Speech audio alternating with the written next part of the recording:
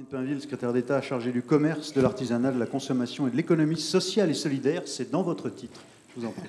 Oui, tout à fait. Il ne faut pas oublier, puisque dans ce secrétariat d'État, il y a effectivement, il m'en revient et j'en suis très, très fière, l'économie sociale et solidaire. Mesdames et messieurs, chers présidents, bonjour à tous. Tout d'abord, merci pour cette invitation. J'y suis très sensible et je trouve effectivement très important et je souhaitais vraiment, et je l'ai fait, j'ai bousculé mon agenda pour être présente ici parmi vous. Comme j'ai eu l'occasion il y a quelques jours de vous le dire, Monsieur le Président, il était donc vraiment important pour moi d'être présente. À l'occasion de cette convention, je tenais à vous faire partager l'engagement du gouvernement en faveur du développement de ce que vous avez nommé un autre mode d'entreprendre créateur de valeur qu'est l'économie sociale et solidaire. Il y a quelques jours à peine, François Hollande, le président de la République, introduisait à New York le groupe pilote sur l'économie sociale et solidaire présidé par la France. Ce fut l'occasion pour lui d'insister sur la contribution de l'ESS à la satisfaction des objectifs de développement durable pour la planète. J'associe à cet engagement de notre président mon investissement en faveur du développement de cette économie, mais aussi mon complet soutien à ces acteurs qui en font toute la valeur. Aussi, il me paraît essentiel de pouvoir reconnaître l'UDES comme un véritable interlocuteur engagé dans une relation de confiance réciproque en faveur d'un dialogue social équilibré portant les revendications du monde de l'ESS. J'entends vos interpellations et je sais qu'à la ministre du Travail, Myriam El Khomri, saura, à l'occasion de son intervention de fin de journée, vous témoigner de la juste prise en compte de vos préoccupations.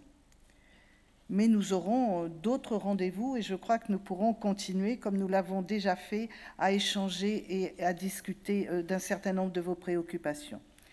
L'UDES et les employeurs de l'ESS doivent être des interlocuteurs exemplaires pour les confédérations syndicales, compte tenu des valeurs de l'économie sociale et solidaire. La démocratie participative et la recherche de l'utilité sociale doivent indiscutablement inspirer les accords que vous concluez, tant au niveau multiprofessionnel qu'au niveau des branches. C'est cette cohérence qui est garante d'un progrès social. Ce matin, je tiens à vous donner la mesure de mon ambition pour l'ESS, en faire un véritable moteur national en faveur de l'économie et de l'emploi. Les chiffres sont impressionnants et vous les connaissez comme moi et vous les avez évoqués. L'ESS représente à elle seule près de 10% du PIB et 12,7% des emplois privés qui, par ailleurs, sont le plus souvent non délocalisables. Les entreprises de l'ESF représentent par ailleurs un emploi privé sur 8 en France. Sans négliger enfin le vivier d'emploi qu'elle offrira d'ici 2020, avec 600 000 emplois à renouveler en raison des départs en retraite. Voilà pourquoi il était essentiel d'engager un véritable changement d'échelle de cette économie et d'en faire, grâce à l'investissement de tous, un vrai facteur d'innovation sociale et de développement économique. C'est ce que la loi de 2014 a rendu possible. Un an après son adoption, bien des évolutions ont été engagées et il faut les poursuivre. Tout d'abord, accompagner la structuration de l'ESS. Les acteurs sont regroupés en grandes familles, les associations, les coopératives, les mutuelles, les fondations et les entreprises sociales. Chaque famille a sa propre tête de réseau national et ses propres antennes locales. Pour la première fois, toutes sont réunies au sein d'une même instance de promotion nationale de l'ESS, qui est la Chambre française. Née au début de cette année, elle doit désormais engager des actions de communication, de sensibilisation pour faire connaître l'ESS de nos concitoyens et notamment des jeunes. Par ailleurs, j'installerai les 5 et 8 octobre prochains les conseils supérieurs de la coopération, puis le conseil supérieur de l'ESS dans un format renouvelé. L'ensemble des instances pourra alors œuvrer pour concerter et œuvrer au développement. Au niveau local, les chambres régionales de l'ESS, qui passeront à 13, comme les régions en 2016, sont en charge de la promotion et de la stratégie de développement de l'ESS. Cette stratégie sera élaborée avec les acteurs au sein des conférences régionales. Les propositions de ces conférences serviront de base à la stratégie ESS des schémas régionaux de développement économique. Le gouvernement fait de l'ESS une priorité et la loi NOTRe a pris en compte cette dimension. Il restera à coordonner ces institutions, les acteurs et leurs têtes de réseau, mais vous pouvez compter sur moi, vous le savez, pour que les rôles soient clairement répartis. Par la loi, le gouvernement a mis en place un cadre favorable qu'il faut désormais concrétiser en activité et en emploi. La définition donnée par la loi réunit désormais sous le vocable « entreprise de l'ESS » l'ensemble des familles historiques et a même ajouté les sociétés commerciales. Toutes ces entreprises ont vocation à créer une activité économique pour répondre aux besoins sociaux et environnementaux. Mais au-delà de la recherche de l'impact social, il s'agit bien d'un véritable modèle économique propre à l'ESS, visant l'efficacité économique au service de l'intérêt général. C'est pourquoi de nouveaux instruments financiers ont été imaginés. Les scopes d'amorçage, l'évolution des titres associatifs ou encore les régimes de fusion des fondations. Ce renforcement de la culture financière des entreprises de l'ESS, il doit avant tout permettre de dynamiser leur développement. Pour se développer, pour grandir, changer d'échelle, ces entreprises ont besoin d'un environnement financier spécifique, capable d'appréhender le risque inhérent à l'entreprise de l'ESS. Aussi, nous avons attiré des acteurs comme le Commissariat général à l'investissement, auprès duquel je milite en faveur d'un maintien de programmes spécifiques dédiés à l'ESS, ou encore la BPI, la Banque publique d'investissement, qui multiplie ses outils, comme le Fonds d'impact coopératif de 75 millions d'euros, montant jamais égalé pour l'ESS. Par mon action, je vais aussi m'assurer que vous bénéficierez d'un environnement financier favorable.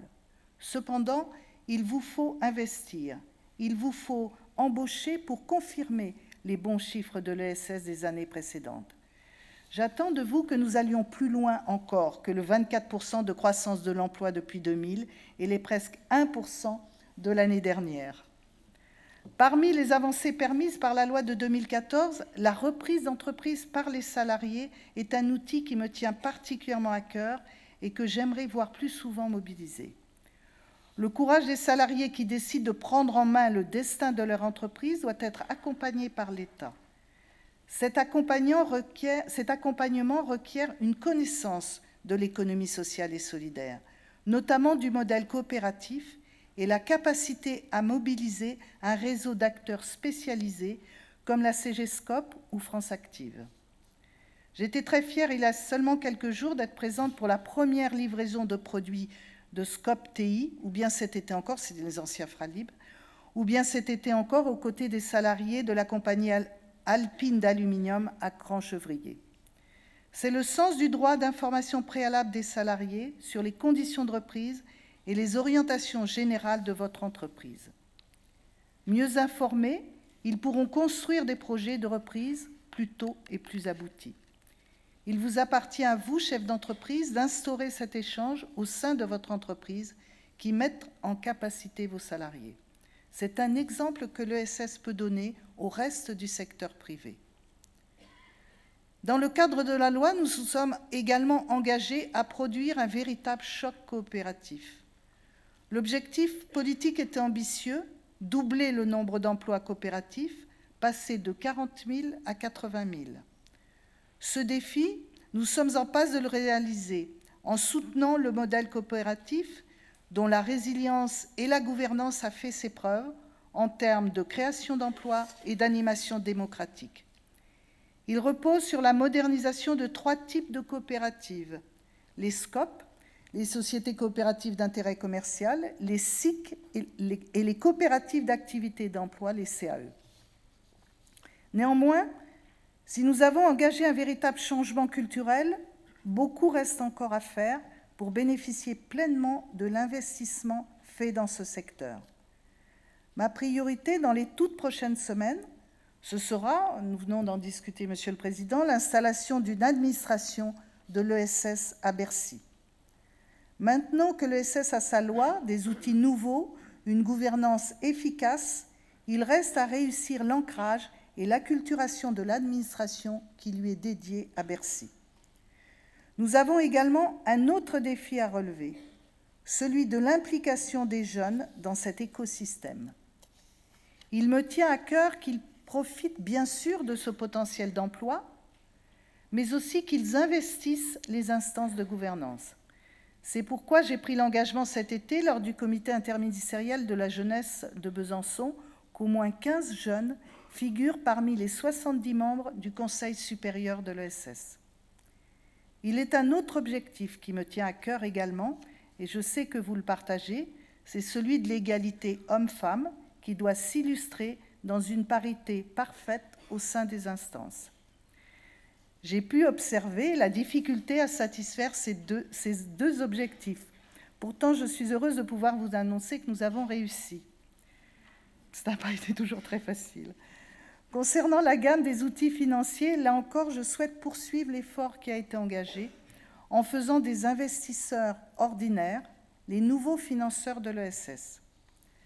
Après la mise en place de financements publics via Bpifrance, via la Caisse des dépôts et consignations, il est nécessaire à présent de développer le financement de l'impact social via les investisseurs institutionnels et privés ordinaires. Le politique doit mener une action en direction des investisseurs patients qui auront choisi l'ESS non seulement pour sa robustesse et son image positive, mais aussi pour son impact social positif. Pour finir ce changement d'échelle, je ne l'engagerai pas seule depuis mon bureau à Bercy. Je tiens à associer les collectivités locales à cette démarche afin de valoriser ces politiques territoriales de développement local de l'économie sociale et solidaire. Le politique doit mettre en place un cadre favorable aux stratégies locales de développement. Il s'agit notamment de mettre en œuvre des partenariats avec les centres de formation de la fonction publique pour que les agents territoriaux soient sensibilisés au sujet de l'économie sociale et solidaire et qu'ils aient une version transversale des implications. Une convention avec le CNFPT a été signée à cet effet.